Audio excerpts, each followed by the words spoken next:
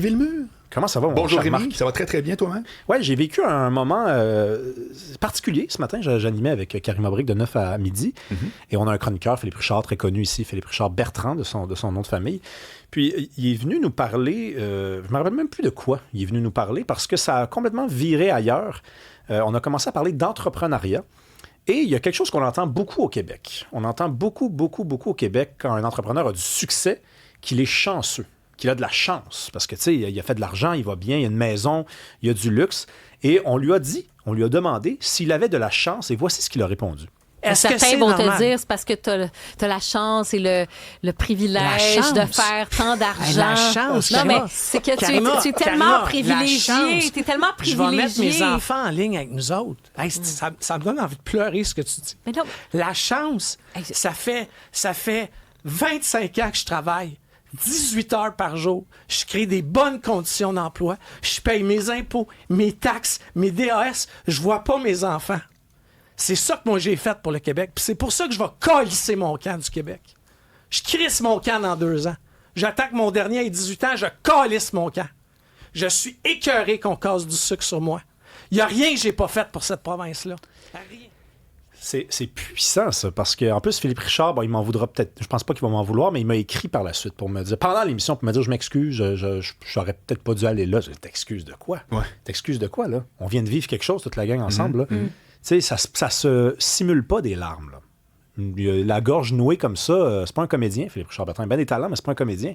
Ça vient du cœur. Puis ça veut dire que ça fait souvent qu'il se fait dire ça, demander ça, reprocher ça. Et ça en dit long peut-être sur le Québec, parce que c'est un très bel entrepreneur que je m'engage à retenir, d'ailleurs. Ici, il s'en ira pas. Je ne sais pas s'il est au courant, mais il s'en va pas. Il reste ici, il reste avec nous. Puis, je pense qu'on est vraiment dû, là, pour le dire clairement, avoir une belle grosse conversation de société. Ça va faire d'insulter les entrepreneurs, de leur soupçonner des vols, des malices quelconques, parce qu'il y a effectivement dans le monde entier de grands entrepreneurs et de grands voleurs et de grands bandits. Mais on ne peut pas soupçonner chez nos entrepreneurs, nos propriétaires de PME, dans l'ensemble d'entre eux, qui font ça, eux autres. Qu'eux autres, en fait, là, ils ont des employés, mais ils les exploitent. Ils ont des employés, mais ils les volent. Ils attendent de passer par en arrière d'eux, de faire passer des règles pour les voler. Ils les virent quand ils n'ont plus besoin. Puis quand ils sont malades, leurs employés, ils n'en ont rien à cirer. Ça ne marche pas de même. Ça marche pas de même. C'est juste pas vrai. C'est un mauvais cartoon. C'est ça que c'est. Et ça a un impact qu'on l'a vu tantôt en concret. Il y a des gens qui disent « Je suis plus capable. Je ne suis plus capable. Toute ma vie, j'ai travaillé comme un chien. Puis j'ai fait le sacrifice le plus important qu'on peut demander à un parent, c'est-à-dire de moins voir mes enfants. Je l'ai fait pour eux, soit dit en passant, parce que je leur prépare quelque chose, un bel héritage, des belles valeurs aussi. Mes enfants vont me voir travailler. Qu'est-ce qu'ils vont faire? Ils vont travailler. Ils vont montrer à leurs enfants à travailler, puis that's it, that's all.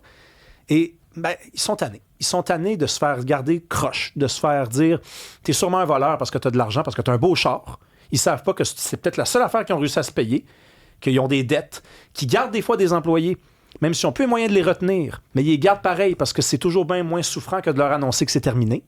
Hein? Ça existe des belles histoires comme ça. Puis il faut les répéter, il faut refaire complètement, je pense, le slogan et toute la théorie autour de l'entrepreneuriat. Il faut arrêter de penser qu'il y a des exploités et des exploiteurs. Ça marche juste pas de même. Si ça marchait de même, je ne serais pas ici en ce moment pour te dire le contraire. Ça ne fonctionne pas comme ça. Je suis entouré d'entrepreneurs et c'est des gens qui travaillent extrêmement fort. Et sais-tu quoi? Parfois plus fort que les autres. Eh ben ouais, c'est de même, ça marche. C'est aussi simple que ça. Parfois. Parfois, c'est du monde qui travaille plus fort.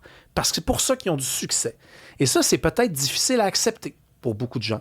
Pas les gens, pas tous les gens, pas la majorité, je ne sais pas. Je n'ai pas fait le calcul. Mais pour beaucoup de gens, c'est dur à accepter, ça. Parce que tu te regardes, tu as ta vie, puis tu n'as pas tout réalisé tes rêves, puis tu te dis, ben lui, il a sûrement crossé quelqu'un pour y arriver. Ben non. Il a sûrement travaillé plus fort que toi. C'est aussi simple que ça, parfois. Dis-le donc aux souverainistes. Ben écoute, c'est un très bon point que tu apportes. C'est un très bon point. Ben oui. Parce regarde, que moi, ce pas... que j'entends parler, c'est la culture, la nation, la patente. Dis-le donc aux souverainistes que c'est avec des Philippe Bertrand que ça se construit un pays.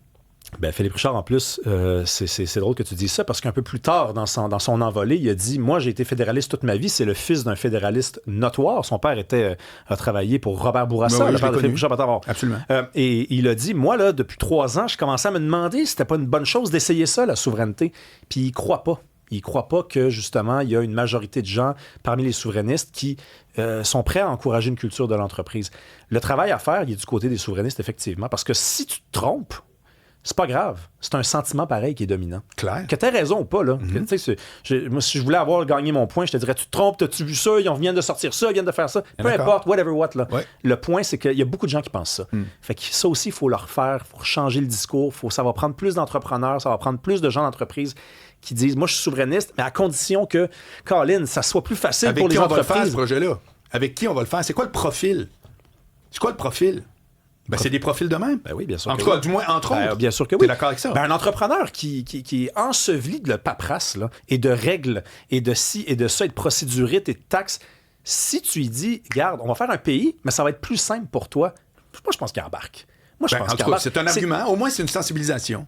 Non, mais c'est parce que c'est des gens qui sont prêts à prendre des risques. Et on dit que c'est un risque de faire un nouveau pays. Absolument. C'est partir à son compte. Je pense que c'est comme un électorat comme naturel à aller chercher. Mais c'est pour ça que je te dis, parle-en aux souverainistes. T'en fais partie. Je vais faire ça pour toi. Merci, Rémi Villemot.